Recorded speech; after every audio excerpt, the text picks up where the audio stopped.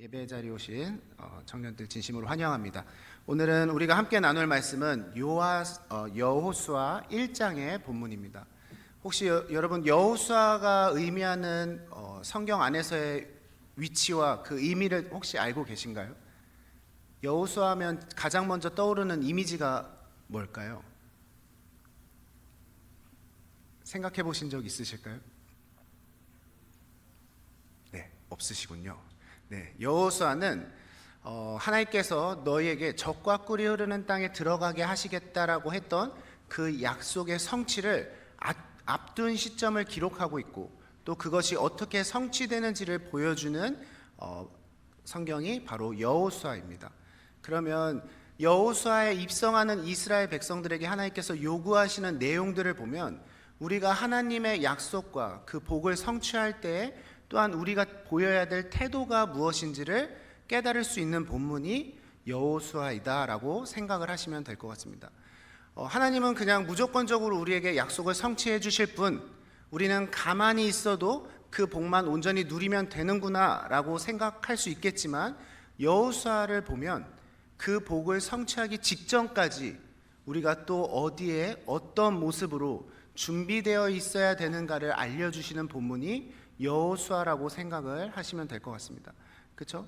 나는 이전까지 아무리 잘 해왔어도 내가 하나님의 복을 받을 준비가 되어 있지 않는다면 그 복은 다시금 나와는 상관없는 복이 될 수가 있기 때문에, 과연 나는 지금 곧 임할 이 복에 대한 준비된 자로서 하나님 앞에 서 있는가를 우리가 오늘 이 시간에 한번 점검을 해봤으면 좋겠습니다. 여호수아에 하나님께서 나타내시고자 하는 건 뭐냐면요, 오늘 약속만 봐도요, 뭔가 대단하게 계속해서 내가 너와 함께 할게, 내가 너와 함께 할게 라는 약속을 반복적으로 하시는 것을 발견할 수가 있습니다. 그렇죠? 이전까지 이스라엘 백성들의 목적지는 어디였냐면요, 적과 꿀이 흐르는 땅에 들어가기만 하면 된다라고 생각했습니다. 그렇죠? 근데 여호수아의 지금의 오늘 본문의 약속을 보면요, 꾸준히 하나님께서 함께 하셔야 되는 이유가 무엇인지를 설명을 해주고 있습니다. 약속한 땅만 들어간다고 해서 그 복이 끝나는 것이 아니다. 그 복을 누리는 그 순간까지도 하나님은 뭘 요구하시냐면요, 하나님과 함께하는 삶을 요구하고 계십니다. 그리고 오늘 이 본문에서는 뭘 얘기하시냐, 그 함께하고 온전히 누리는 것이야말로 뭐다? 형통이다라고 이야기를 합니다. 그러면 그 형통이 온전한 완성함으로 자리 잡기 위해서는 하나님께서는 오늘 본문에서 두 가지를 생각해 보라고 얘기하십니다. 첫 번째를 한번 볼까요? 오늘 5절에서도 나타냅니다. 5절을 보시면 뭐라고 합니까? 내 평생에 너를 뭐 할 자가 없습니까? 능히 대적할 자가 없다 얘기하십니다. 그 말은 무엇입니까? 적과 꿀이 흐르는 땅에 들어갔을 때 뭐가 있을 거라고 얘기하시는 거죠? 대적할 자가 있다라는 얘기입니다. 요걸 잘 생각하셔야 되는데요, 우리가 생각하는 형통의 모습은 뭐라고 생각하냐면, 내가 어디를 가든지 하나님은 뭐 하셔야 되냐면 대적할 자를 없게 해주셔야 되는 거예요. 그게 형통이라고 생각합니다. 그렇죠? 근데 하나님께서 얘기하시는 형통은 뭐냐면요, 대적할 자는 있을 건데 그 대적할 자가 뭐 하지 못할 거다? 힘을 쓰지 못하고 너를 가로막지 못할 거다라고 이야기하십니다. 우리의 삶에 이 땅에서도 하나님께서 약속하신 복들이 많습니다. 그리고 그 복을 누리는 데에 있어서 우리가 겪어야 될 믿음의 시련들이 있습니다. 근데 그 믿음의 시련 안에 뭐가 포함이 되어 있냐면요, 사람이 포함이 되어 있어요. 그걸 온전히 누리고 싶고 하나님만 소망하려고 하는데요, 그거를 늘 가로막는 대상 중에 하나가 뭐냐면 사람입니다. 이 사람이 하나님께서 온전히 약속해 주신 복을 누리지 못하게 가로막을 때가 너무나도 많다라는 것을 하나님은 누구보다 더 잘 알고 계셨던 거예요. 그런데 하나님 오늘 뭐라고 얘기하십니까? 아무도, 누구도 너를 대적할 자가 없을 거다. 왜냐? 내가 너와 함께 할 거기 때문에. 그게 형통입니다. 나중에 뒤에서 성경을 보시면요, 하나님께서는 계속해서 이 약속을 끊이지 않고 해주시는 모습을 볼 수 있습니다. 너네 앞에 아무리 강력한 나라가 있어도, 강력한 왕의 권세가 있어도 내가 너와 함께하면 능히 너희로 하여금 해칠 자가 없을 거다라는 약속이 이 여호수아 때부터 계속해서 성취되고 있는 것을 볼 수가 있습니다. 그리고 그것이 형통이라고 얘기를 해주시는 거예요. 그러면 이 모습 가운데 우리가 또 세상에 보여야 될 하나님의 형통은 무엇인가를 나타내 줘야 되는데요, 우리가 세상이 바라고 원하는 것처럼 내가 가는 길마다 나를 대적할 자가 없었으면 좋겠다라고 생각하는 생각, 너무나도 미련합니다. 우리가 세상 사람들에게 보여줘야 될 건 뭐냐면요, 어떠한 대적자가 있어도 그들이 하나님과 함께하는 사람을 가로막을 수 없다라는 걸 보여줘야 되는 삶이 바로 그리스도인의 삶입니다. 그런데 반대의 모습을 보여줄 때가 너무나도 많다. 하나님께서 새로운 곳을 나아가게 하시고 약속한 곳을 보내주셨는데 늘 우리가 그 약속 안에서 온전한 복을 누리지 못하는 이유를 뭐로 보여주냐면요, 사람 앞에서 너무나도 쉽게 흔들리는 모습으로 보여줄 때가 너무나도 많다라는 것입니다. 하나님의 약속은 어느 누구도 너희를 가로막을 자가 없다라고 하는데, 우리가 세상에 보여주는 모습은 늘 사람 앞에서 가로막히는 모습만 보여준다? 그렇다면 세상 사람들이 우리를 보면서 하나님을 따르고 싶어 할까요? 안 할까요? 없죠. 하나님은 대적자들이 무능력할 거라고 얘기하는데, 세상 사람들이 우리를 봤을 때는 우리의 대적자들이 무능력한 게 아니라 우리가 무능력한 것으로 보여주고 있는 거예요. 그럼 어느 누구도 하나님을 소망하지 않게 되겠죠. 어느 누구도 하나님께 영광 올리지 않겠죠. 그렇죠? 그런데 하나님은 오늘도 뭐라고 얘기하시냐면, 내가 너와 함께 할 거고 대적들이 힘을 쓰지 못할 거기 때문에 뭐하라? 너는 온전히 강하고 담대하라. 두려워하지 말라. 놀라지 말라라고 이야기합니다. 네. 하나님께서는 이스라엘 백성들을 통해서요, 이미 이방 나라들 가운데 하나님이 얼마나 권능이 있으신 분인지를 나타내주고 계세요.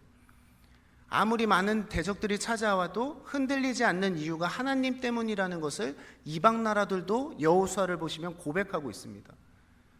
그러면은 들어갈 때만 강하고 담대할 것이 아니라 하나님께서 요구하시는 삶은 뭐냐면, 그 땅에 머무는 동안에도 강하고 담대하라는 거죠. 그 땅에 거류민들이 있었고 너네들의 대적자가 있어도 강하고 담대하라는 거예요. 왜냐? 하나님께서는 들어갈 때만 함께 하시는 하나님이 아니라 그 땅에 머무는 동안에도 함께 하실 하나님이시기 때문입니다. 그렇죠? 그렇게 내가 너를 도울 거다. 단 너희가 그 땅에 거류하는 동안 한 가지만 잃지 마라. 그게 뭡니까? 너네 입에서 율법책을 떠나지 말게 하라. 주야로 묵상하라. 이것만 요구하시는 거예요. 이걸 쉽게 표현하면 뭡니까? 그 땅에 머무는 동안 너희 귀를 어디에만 집중하라는 겁니까? 너희 귀와 너희 눈을 내 말에만 집중하라는 거예요. 그러면 너네가 두려워할 이유가 없을 거라는 겁니다. 그 대적자들 누가 대적해 주실 거라고 약속하시는 거예요? 하나님께서 대적해 주실 거라고 약속해 주신 거예요. 너는 그 모든 순간순간마다 그때 뭐만 하면 돼? 내 말에 귀만 기울이면 돼. 이겁니다.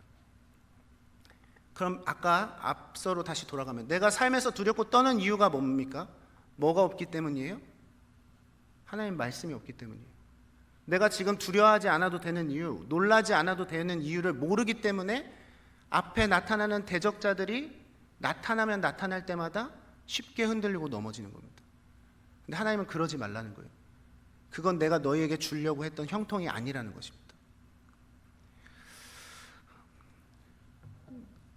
제가 한번 겪었던 일을 좀 나누고 싶은데요. 그 신학교를 가기 전에 제가 직장 생활을 했었다고 얘기했었죠. 네, 화학회사를 다녔습니다. 전공은 체육인데, 네, 하나님은 어떻게 일하실지 몰라요.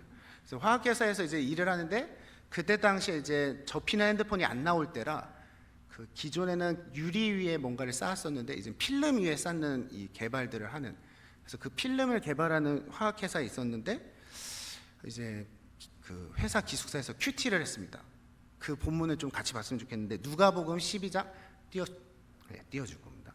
누가복음 12장 8절에서 12절. 네, 우리 크게 또박또박 한번 읽도록 하겠습니다. 시작. 내가 또한 너희에게 말하노니 누구든지 사람 앞에서 나를 시인하면 인자도 하나님의 사자들 앞에서 그를 시연할 것이요, 사람 앞에서 나를 부인하는 자는 하나님의 사자들 앞에서 부인을 당하리라. 누군지 말로 인자를 거역하면 사함을 받지 성령을 모독하는 자는 사하심을 받지 못하리라.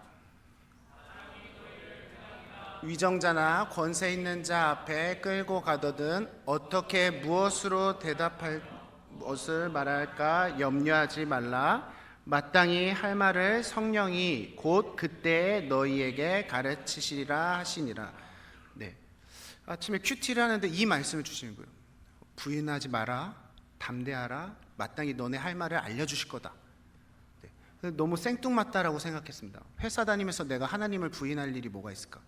근데 그렇게 생각을 하고 회사를 들여다보니까 회사가요, 그 회장님과 그 가족분들이 임원들을 많이 하고 있었던 회사고, 그 회장님의 종교가 불교였습니다.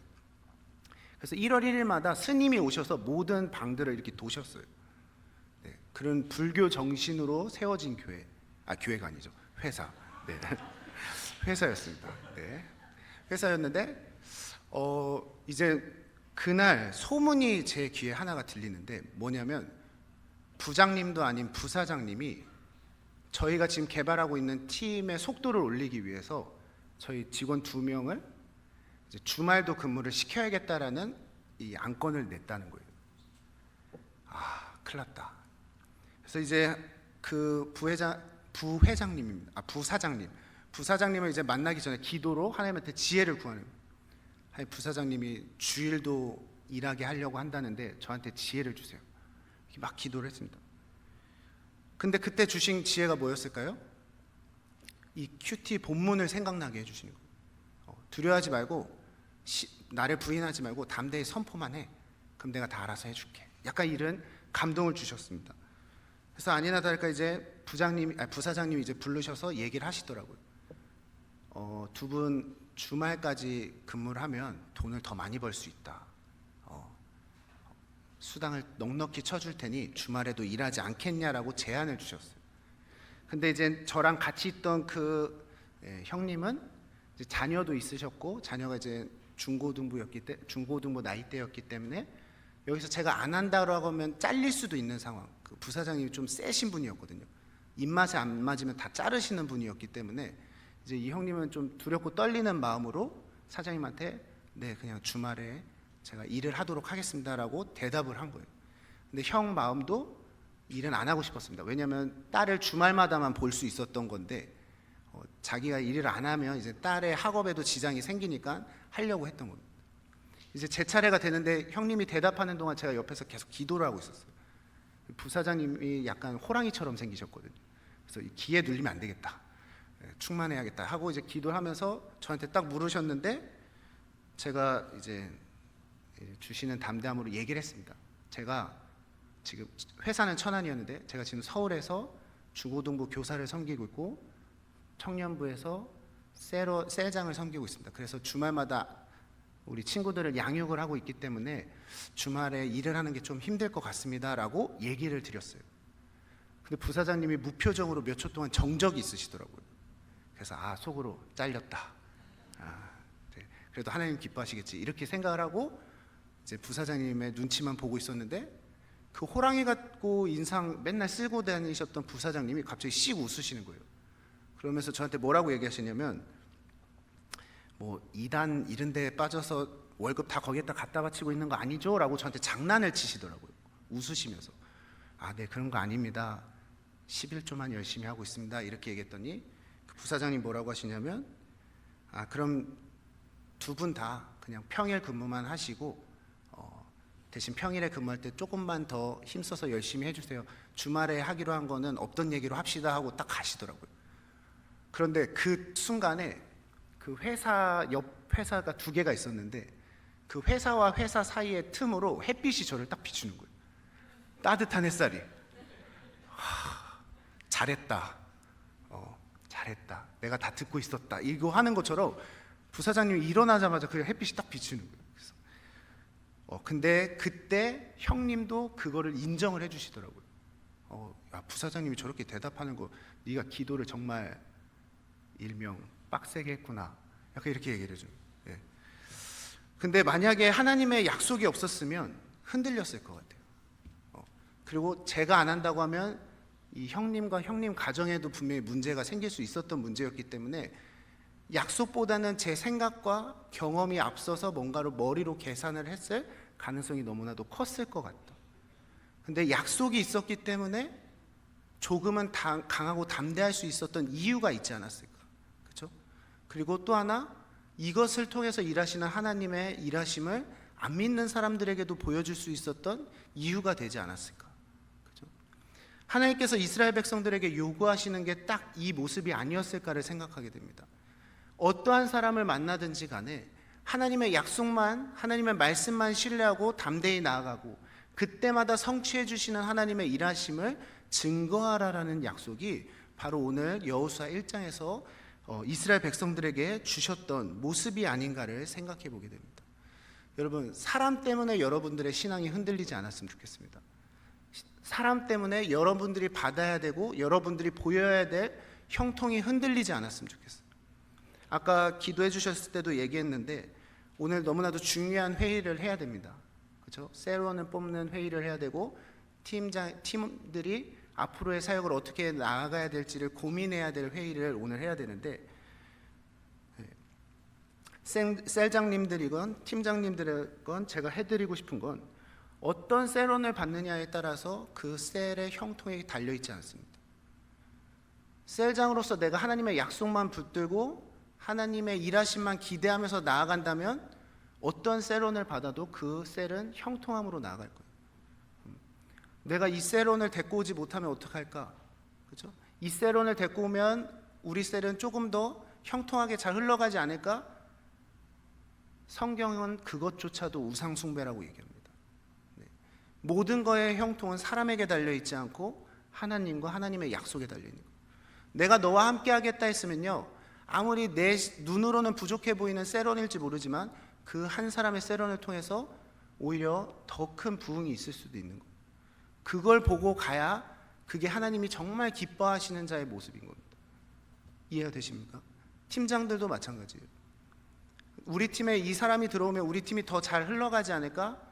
더 체계적이지 않을까? 아닙니다. 어떤 팀원이 들어오느냐에 따라서 팀의 형통이 달려있지 않아요. 팀장으로서 내가 얼마나 하나님의 약속을 신뢰하고 씨름하고 있느냐가 그 팀의 형통을 좌지우지하는 거예요. 그러면 이거는 셀장들만 해당되냐? 셀원들도 똑같습니다. 내가 바라고 원하는 셀장의 셀에 들어간다고 해서 내 신앙이 더 성숙하고 더 형통하게 흘러갈 것 같다? 이것도 우상이죠. 네. 셀원으로서 하나님께서 주신 약속 신뢰하고 일원으로서 내가 어떻게 섬길 수 있을까를 고민하고 하나님 앞에 지혜를 구하고 그 지혜로서 셀원의 자리를 잘 지키고 성실하게 그것들을 감당한다면 분명히 셀 안에서의 형통도 하나님께서 만들어 가실 거예요. 그래야 하나님 앞에 자랑할 수 있는 게 있지 않겠습니까? 내가 이 셀에 들어갔고 이 셀장을 만났기 때문에 내 신앙이 좋아졌어요 라고 얘기하는 거 어느 것도 영광이 되지 않습니다. 이건 형통이 아니죠. 네. 그래서 첫 번째로 우리가 점검을 해봤으면 좋겠는 것은 과연 나는 사람에 의해서 그 형통함을 좌지우지 된다라고 생각하는 믿음이 연약한 상태가 아니었을까? 네. 그것들 한번 고민을 해보길 소망합니다. 두 번째는요, 아무든지 누구든지라는 표현을 썼다면 두 번째로 표현한 게 뭐가 있습니까? 오늘 본문에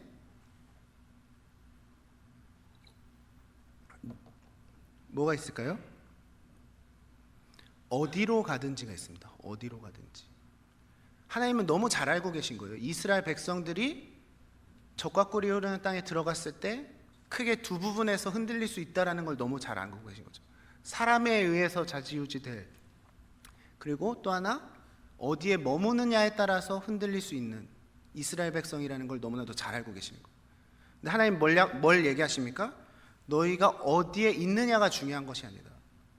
나와 함께하고 있느냐가 중요한 거다. 그거 잊지 마라. 이렇게 얘기하시는 겁니다.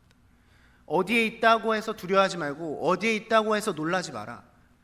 아무리 그곳에 있어도 내가 너와 함께함을 너가 깨닫는다면, 그리고 내 말이 너희와 함께한다면 그곳은 곧 형통의 통로가 될 것이다라는 것을 이야기해주고 계시다라는 것입니다. 세상 사람들은 어떻게 해서든 학벌, 그렇죠? 이런 것들에 목매잖아요. 더 좋은 대학, 더 좋은 직장, 이걸 위해서 계속해서 씨름합니다. 왜냐? 그곳을 가야지 형통할 수 있다고 생각하기 때문이죠. 그렇죠? 근데 저희의 모습에도 그것들이 너무 크게 반영되어 있지 않나를 생각해 보게 됩니다. 아무리 세상이 인정해주지 않는 곳이어도 그곳이 하나님과 함께하는 곳이라면 더 크게 쓸 수 있는 거예요. 우리 막 인터넷 보면 그거 나오지 않습니까? 세계 몇 대 부자들 학업 어디까지 졸업했고 이거 나오지 않습니까? 다 유명한 대학 졸업하고 학위 딴 사람들이었습니까? 대학도 안 나온 사람들이 많지 않나요? 10위 안에 들어있는 사람들 중에. 그렇죠? 세상은 그 목적지를 향해 가기 위해서 세상이 정해놓은 형통의 길을 따르려고 발버둥 칩니다. 그렇죠? 근데 적어도 그리스도인은 그러지 말아야죠. 그러지 말아야 되지 않겠습니까? 내가 여기에 머물고 여기에 속해야지만 내가 형통한 삶을 살 수 있겠다? 그곳의 영향력이 하나님께서 주실 형통보다 크지 않다라고 생각합니다. 그죠? 하나님이 함께 하시면 아무리 인정해주지 않는 곳도 복된 곳이 될 수 있어요. 그런 약속도 있지 않습니까? 예수님께서 베들레헴에 태어나시고, 그렇죠? 선한 곳이 아무것도 날 것이 없다라고 여겨졌던 그곳에서 예수님께서는 태어나시잖아요. 그렇죠? 하나님 뜻하시면 그곳에서도 온 인류를 구원할 수 있는 메시아를 보내주실 수 있는 곳이 되는 거예요. 그렇죠? 사람들은 선한 것이 예루살렘이나 이름 있는 도시에서만 나타날 거라고 소망합니다. 근데 거기서 나지 않으셨거든요. 아무 기대 없었지만 하나님이 뜻하신 곳에서 메시아가 태어났어요. 우리의 삶이 그래야 되지 않나를 생각해 보게 됩니다. 어디에 머무느냐에 발버둥 칠 것이 아니라 내가 어디에 속해도 그곳이 지금 내가 하나님과 동행하고 있는가를 점검을 해야 돼요. 여호수아 때 이제 땅을 분배받고 흩어집니다. 그렇죠? 근데 이제 아픈 역사가 하나 있지 않습니까? 무슨 역사죠? 손으로 힌트를 드리고 있는데 뭡니까? 남유다와 북이스라엘로 갈라지지 않습니까? 한 형제가. 그렇죠? 근데 이제 갔다 와보신 분들 계실까요? 네, 가보시면 남유다와 북이스라엘의 땅이 너무나도 다른 걸 발견할 수 있습니다. 남유다는 광야예요. 그냥 광야도 아니라 돌광야가 되게 넓습니다. 네. 나무 발견하기가 힘든 땅이 되게 많아요. 근데 북이스라엘 쪽을 가보면요, 나무도 풍성하고 비옥합니다. 여러분, 이 땅만 봐도 어디가 더 형통하기에 쉬워 보입니까? 어디가 더 생육하고 번성하기에 알맞은 땅이라고 여겨졌을까요? 북이스라엘이죠. 우리가 보기에는. 그렇죠? 근데 여러분들 성경을 잘 보시면 북이스라엘이 하나님 보시기에 합당한 모습들로 살아갔습니까? 남유다가 하나님 보시기에 그나마 알맞은 모습, 바른 모습으로 살았습니까? 남유다가 더 그래도 칭찬받는 왕이 한 명이라도 더 있었던 지역이었어요. 그렇죠? 그리고 그 하나님만 의지하는 왕들 때문에 생육과 번성의 그 복을 온전히 성취받는 모습들이 성경에 기록되어 있습니다. 그렇죠? 눈으로 보기에 비옥해 보이지 않는 땅이기 때문에 우리에게 형통이 더 힘들 거라고 여겨졌지만 그게 아니라는 거죠. 아무리 땅이 광야와 같은 곳이고 돌밭이고, 그렇죠? 나무 한 그루 심어지지 않는 땅일지라도 하나님께서 함께 하시면 그곳이 형통할 수 있는 땅의 근원이 되는 거예요. 사람들은 너 거기 갔기 때문에 이제 형통할 수 있는 시작이 됐구나라고 얘기할 겁니다. 그렇죠? 그건 칭찬이 아니죠. 그리스도인들에게. 너가 이제 그곳을 갔기 때문에 그곳이 이제 형통해지겠구나라는 소리를 들어야 되는 거예요. 요셉처럼요. 어느 직분을 맡느냐가 형통의 시작이 되는 것이 아니라 그 직분을 내가 맡았기 때문에 그곳이 형통할 수 있는 시작이 되어야 된다고요. 그걸 보여줘야 된다고요. 하나님은 그걸 보여주라고 얘기를 하고 계시는 거예요. 그리고 그거는 하나님이 보여주실 거기 때문에 너는 그냥 강하고 담대하라는 거예요. 내 말씀만 버리지 말고 나와 함께 한다면 내가 다 이룰 거니까 넌 강하고 담대하기만 하면 돼. 어디로 가든지 내가 보여줄 거니까 넌 강하고 담대하기만 하면 돼. 근데 이 미련한 우리들 계속 어떻게 합니까? 어디 갈지에 연연해 하다 보니까 제일 중요한 뭘 놓쳐요, 날마다? 말씀을 놓치는 거예요. 말씀을 놓쳐놓고는 하나님한테 원망하죠. 그렇죠? 정말 하나님께서 우리의 삶 가운데서 형통으로 또 능력으로 일하시기를 소망한다면 여러분 어디에 속하고 싶다에 너무 연연해하지 않았으면 좋겠어요. 그냥 내가 속하는 곳이 복된 곳이다. 그러기 위해 내가 먼저 뭐가 돼야 된다? 복의 근원이 돼야겠구나. 이것들을 소망하셨으면 좋겠어요.